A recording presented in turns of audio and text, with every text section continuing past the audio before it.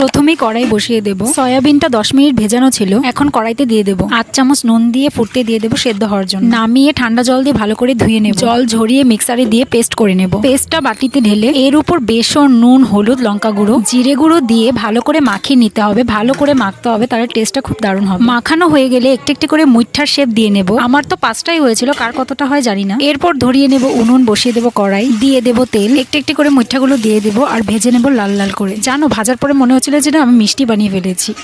মজা করলাম, মিষ্টি না, এটা মুইঠা। চলো টমেটো, কাঁচা লঙ্কা, ধনিয়া, জিরে একটা পেস্ট বানানো যাক। গিলি গিলি পেস্ট বানানো হয়ে গেছে। কড়াইতে তেল দিয়ে গোটা শুকনো লঙ্কা, গোটা গরম মশলা আর তেজপাতা দিয়ে পেস্ট মশলা, লঙ্কা গুঁড়ো, হলুদ গুঁড়ো, নুন, জিরে গুঁড়ো দিয়ে ভালো করে কষিয়ে তেলটা একটু ছেড়ে গেলেই উপরে জল দিয়ে নাড়িয়ে চাড়িয়ে মুইঠাগুলো দিয়ে দেবো। এরপর ভালো করে ফুটতে দেবো। যদি ভালো লাগে অবশ্যই সাবস্ক্রাইব করবে। যদি ঝোলটা শুকিয়ে আসে তাহলে আমরা নামিয়ে নেব। কিছু ধনেপাতা কুচি দিয়ে সার্ভ করব। দেখো দেখতে কত সুন্দর হয়েছে না? আমার তো বেশ ভালো লাগছে খেতে।